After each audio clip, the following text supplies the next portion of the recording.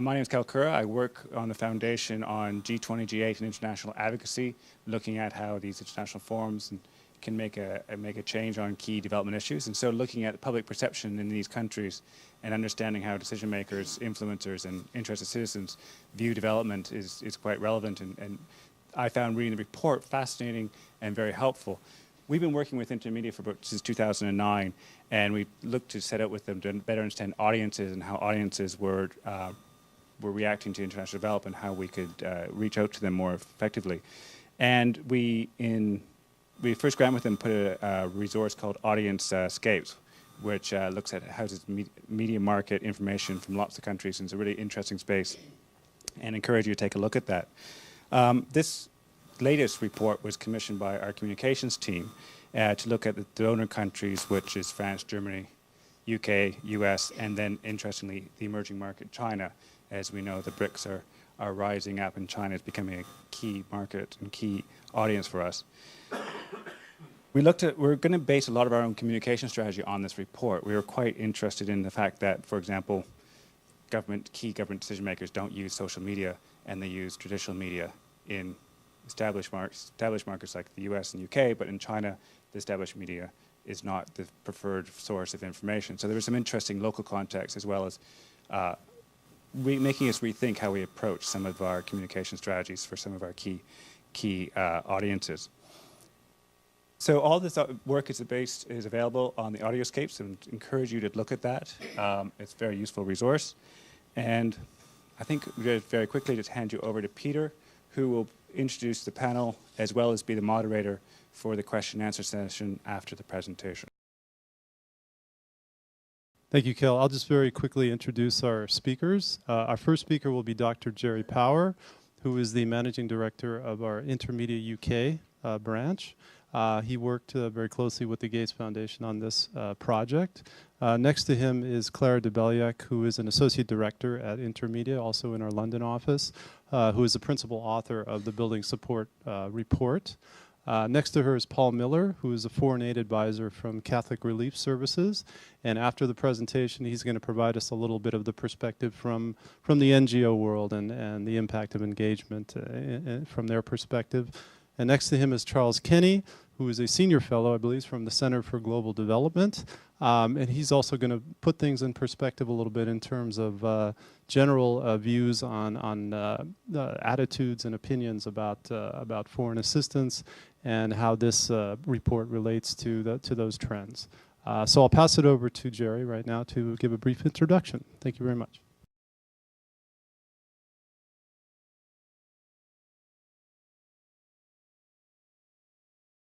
Good morning, everybody. My name is Jerry Power. As Peter said, I'm Managing Director of InterMedia in London, and worked with my colleague Clara de Belliac on this research over the last 12 months. Over the last 2 or 3 months, we've presented this research in Seattle, at European Development Days in Warsaw back in November, in Paris at a meeting of the Gates Foundation grantees, and also in Belgium to EuropeAid, and most recently to the Bond Group in the UK. And it's been very interesting presenting these findings to a number of different, largely national organizations invested in international development. Before I want to essentially contextualize the research based on what we've learned from those presentations and those meetings. And I also want to acknowledge the Bill and Melinda Gates Foundation for supporting this work, and also to have worked very closely with us over the last year as the work evolved. There are 3 things I think that are important to mention to contextualize the findings of this research. First of all, international development is a very, very complex phenomenon. It involves trade, fair trade, debt, aid, corruption. And so the challenge to communicate what international development is to ordinary citizens, and even to some extent to influentials, is not an easy challenge.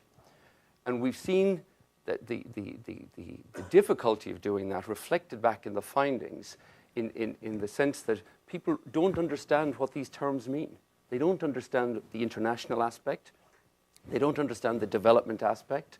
They don't understand terms like food security, global health. And so the vocabulary and the language and the nomenclature that's common to the people in this room is not common to ordinary citizens. And we should not overestimate the extent of that challenge. The second point, I think, that helps contextualize the findings is this notion of engagement. What we mean by engagement. Because there are so many different definitions of what it means to be engaged with international development. And once one is engaged, what does that imply? What does that infer? What does that suggest about what's going to happen as a result? So this defining engagement with international development is a key challenge for individual organizations and individual stakeholders, but also for the sector more generally.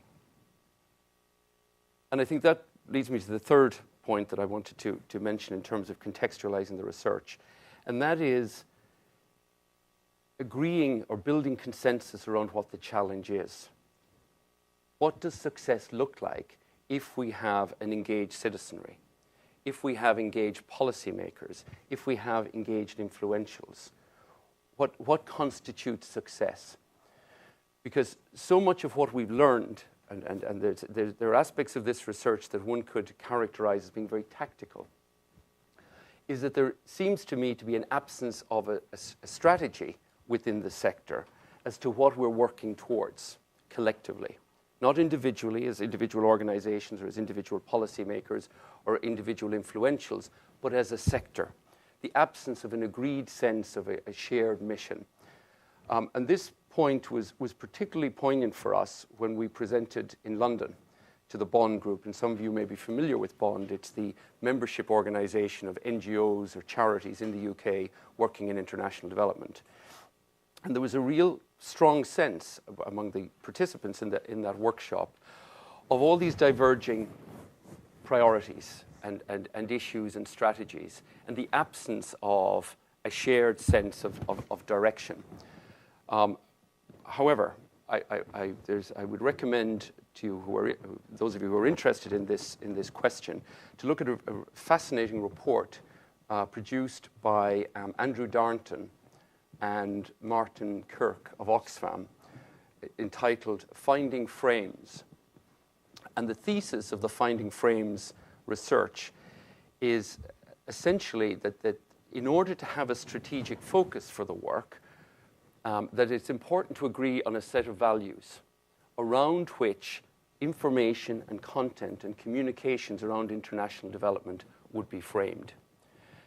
And that thesis is informed by a very, very thorough quantitative and qualitative analysis of the trends in the UK in particular in terms of citizen support for international development or for support for poor countries or poverty or in developing countries. And there's two references in the report that I think have resonance for the findings here. One is what's referred to as the Live Aid legacy.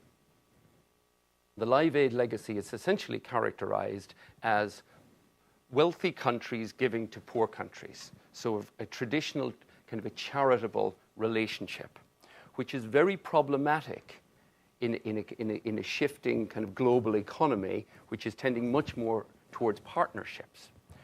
The second reference is made is to the Making Poverty History legacy, which essentially was an attempt to inform the public about international development in a much more complex way, to say that it's not about charity, it's actually about justice. But the research would suggest that while a lot of the UK public remember the Making Poverty History event, what was lost on them was the message, the underlying message about justice, and that really the issue, or the salient issue, was about justice, not charity. And it was fascinating reading their summary of the findings of the research after Make Poverty History, because there was such an emphasis on people saying, well, we don't know how much money they made around Making Poverty History. The underlying assumption was that it was a fundraising event rather than a strategic effort to mobilize the UK public around development as a justice issue rather than a charity issue. So I wanted to make those comments at the beginning of the presentation to essentially contextualize the value of what we're sharing here, which in some ways, as far as we understand, is unprecedented in terms of the scale of the work and the consistency of the work in gathering data from three key constituencies: citizens, policymakers, and influentials. And within the influentials, a very key group, we looked at bloggers across the 5 countries.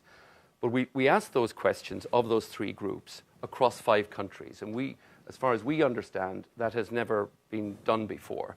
There's a lot of work that's been done in the UK. The UK has invested a lot of resources, particularly DFID. DFID do this regular, I think it's an annual poll. There's some questions around support for international development in the Eurobarometer study. There's been some interesting work done by AusAid around Australian citizens' engagement around international development, but no study that asked a systematic set of questions across the 5 countries that we've asked these questions. So we're very proud of the work. We hope that the production of the report and the micro reports, which are all over here at the side, is not the end of a process, but actually the beginning of a process. And in the spirit of making in some ways, a modest contribution to that, we have launched a portal on the Audienscapes website where the content will be available, and where we're inviting people who are interested in these issues and the questions that the research raises to actually engage with us and with each other. So thank you for coming this morning. I'm going to stop and hand over to my colleague Clara, who did the real work.